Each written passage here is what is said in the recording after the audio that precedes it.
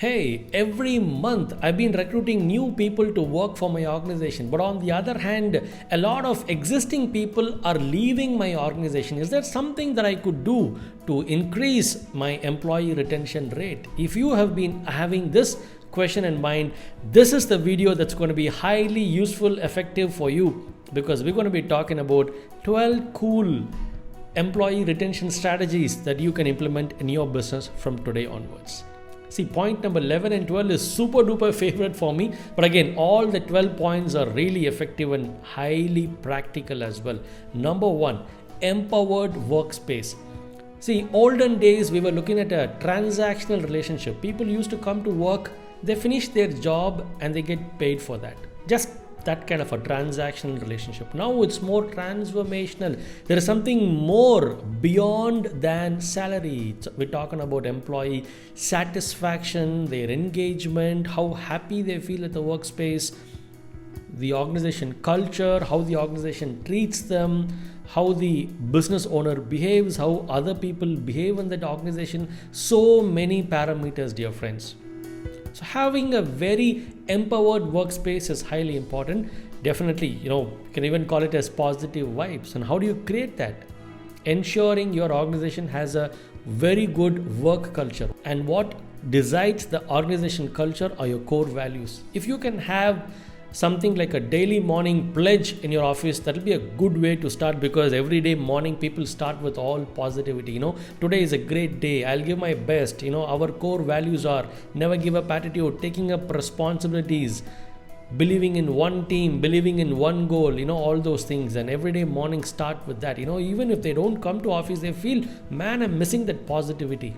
Right? Having a empowered workplace is highly important. And number 2 is KPI, key performance indicators. In fact, I've even made a separate video talking about KPI, because KPI, once you establish and implement strong KPI gamification systems, people are being appreciated, people are being recognized, because the whole month I'm putting my heart and soul and working. At the end of the month, I am being rewarded, or at least I am being recognized for the kind of hard work that I put.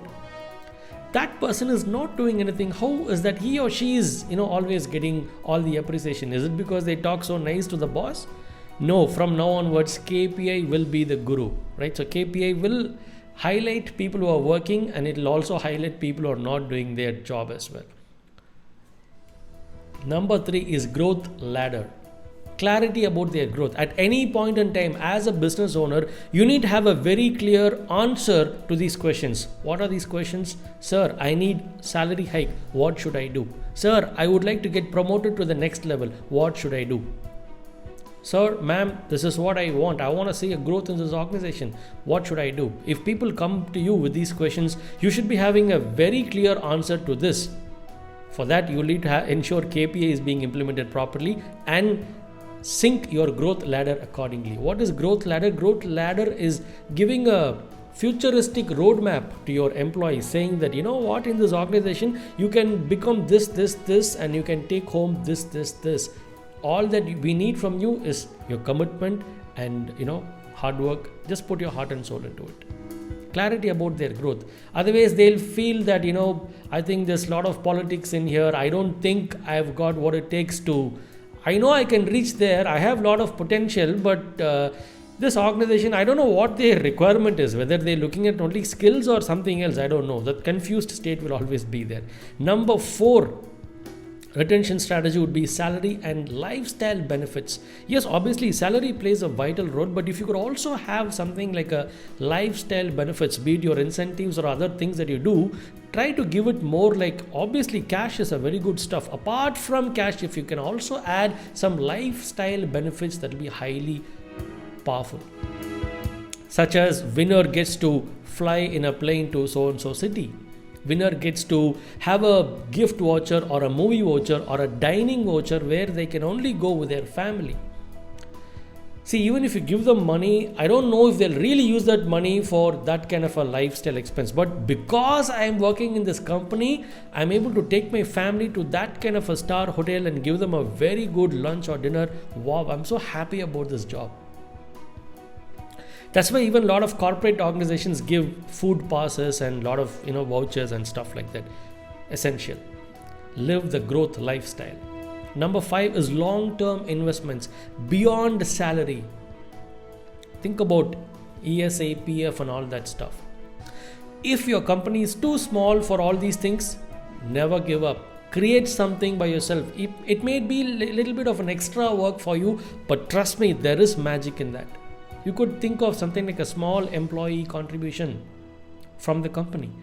From the employee side, you take away or you deduct 500 rupees, you add another 300 or 400 or even 500 and start putting that into a small gold SIP for them or even an RD for them. And so eventually in 10 years, 15 years, that amounts to be a big amount as well.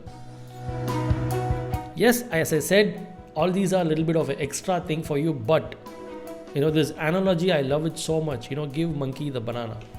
Because in training, people used to teach these kind of things because you need to give what your audience is expecting. But I'm just translating that over here. Don't get me wrong. I'm not saying my employees are like monkeys. No. That's not the point that I'm trying to say.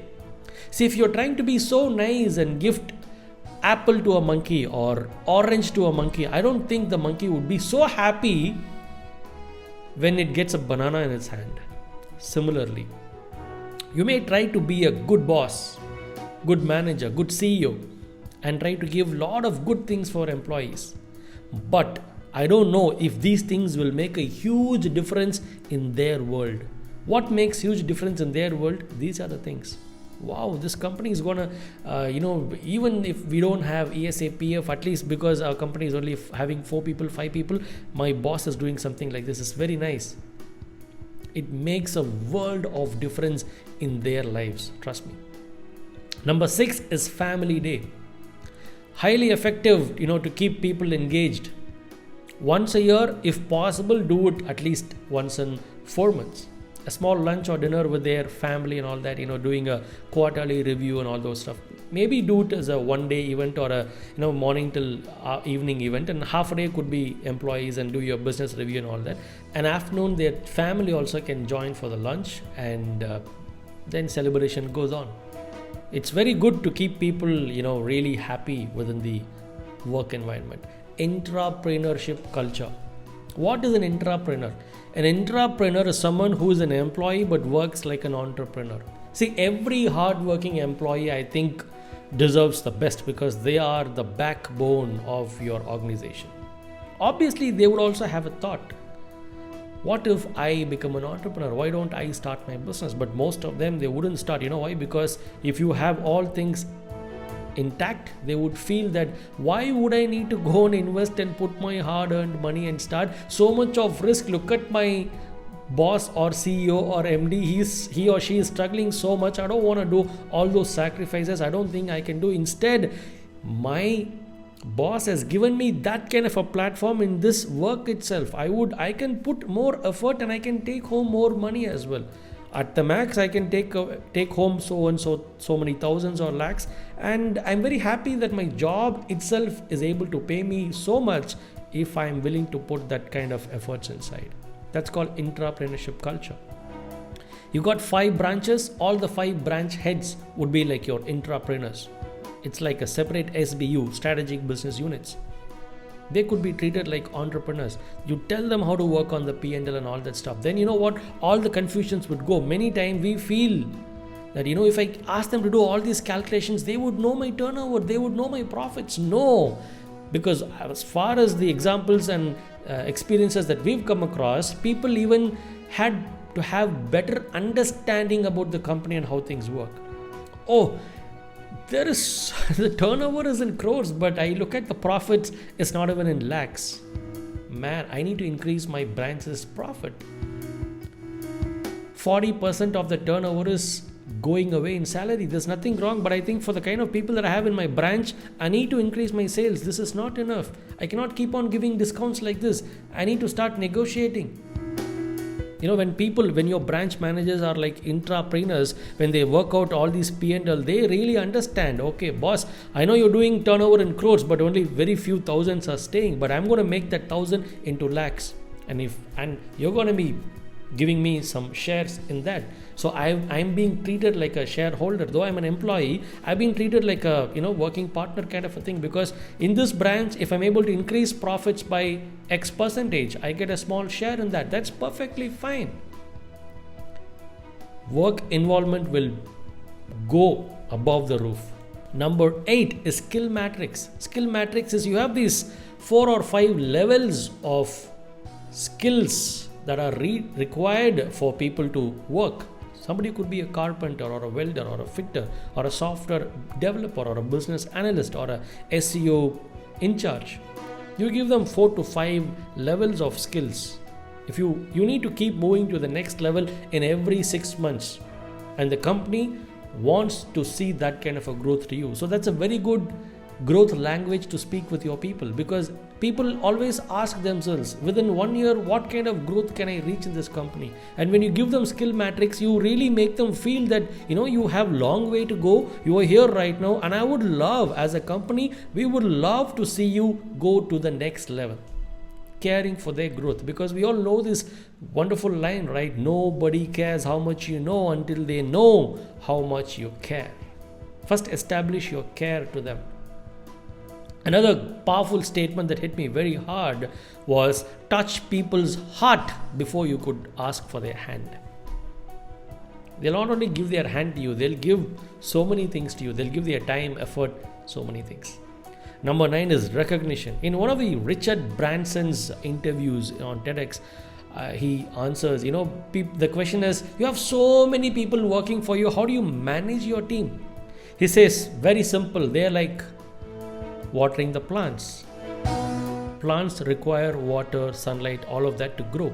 Nurturing your people. You need to appreciate your people. I am here today where I am. I am here not because of just what I am. It's purely because of my team, and I give them that recognition. Start recognizing your people.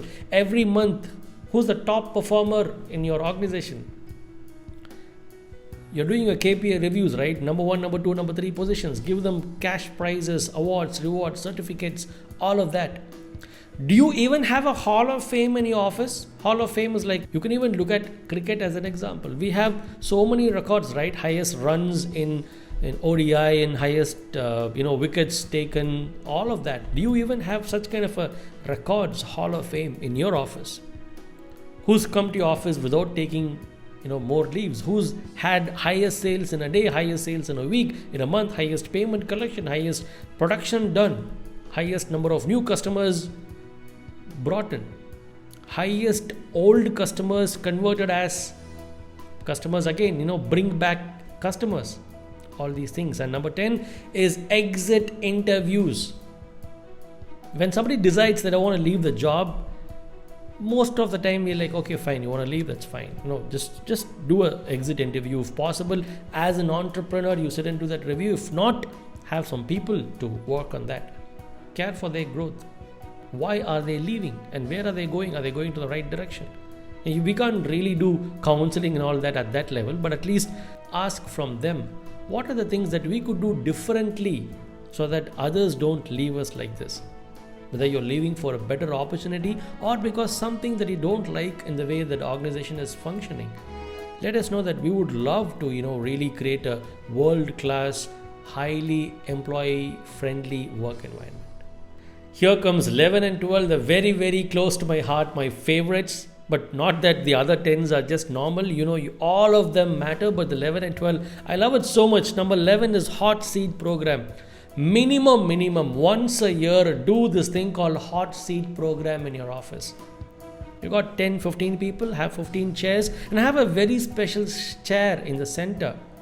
And one by one, ask them to come and sit on that chair. Okay, the first round is everybody sort of appreciates that person. You're so good in this, you're very creative, you're coming on time, you're good looking, you dress so well, you have wonderful conversations with others, you're jovial, you're friendly, all those positive things about that person. And the second round is everybody gives them feed forwards on their face. See, feedback is more like talking about the past. Feed forward, I would say, more about talking about the future. You're always coming late. You're always having a sad face. That's all talking about the past. Feedback. you can convert that as a feed forward, and you can say, in future, if you could come on time, it will be good. In future, if you could smile and speak, it will be good. So talking about action oriented inputs. And you need to really set the context, Tell them, when you come and sit in this chair, people appreciate you, accept that. When people give you all these feed forwards, it's fine. There's nothing to argue and all that. You just have to sit and listen to these things, because at least once a year, let's give each other the permission to give positive, open and honest communications with each other. Because feedbacks / feed forwards are the breakfasts for champions. Enjoy that. And even you tell them, when others are giving you all these inputs, you don't have to argue. Just sit and listen to that. Next year we will do this one more time, and if you are getting the same kind of a feed forwards next year also, which means there's no growth. You've not grown. You've not changed at all. To err is nature, and to correct that is human, right?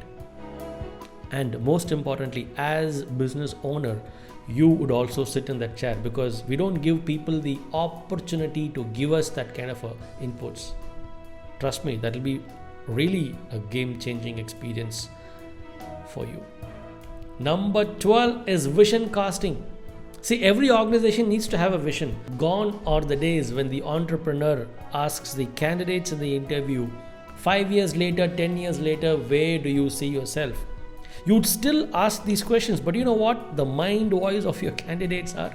They are asking this question in their mind. They're not outrightly asking you physically, but they have this question in mind. Sir, ma'am, I've got so many offers, but I have this question. In 10 years down the line, where would you see your company? If you tell me that, I would make a call whether I need to work with this company or no. And not just talking about a vision, have vision casting experience. Once in 2 months or 3 months, have a vision casting experience where you really help people to buy those dreams, buy into those dreams. The dream, the vision for your business. Guys, in 2035, we're going to be having 500 people working for us, 25 branches, so many thousands of customers. Think of your growth, what would happen at that time. You'd not be working as an executive, you'd be working as a manager, you'd be heading an operation, you'd be heading the branch, you'd be heading a separate division. So give them that kind of a picture, not just mere picture, get them to talk about that. It's called dreaming together, vision casting experience. The more people buy into your vision, the more deeper their involvement at work gets. Try this absolutely works, vision casting. So hope and believe these 12 points were really amazing, useful and interesting for you. Let me know in the comment section, out of these 12 points, which was very touching for you and which do you think is highly effective for your business as well. And if you have not subscribed to our channel or liked our page or even not following our podcast, I think this would be the right time to do that as well. And if you would like to have more solid, powerful content like this very often on a higher level, you might want to check out GFI Growth Foundation International. The link has been given in the description below. This is James Vineet. I want to wish you skyrocketing growth in your business. I'll see you in the next video. Bye-bye.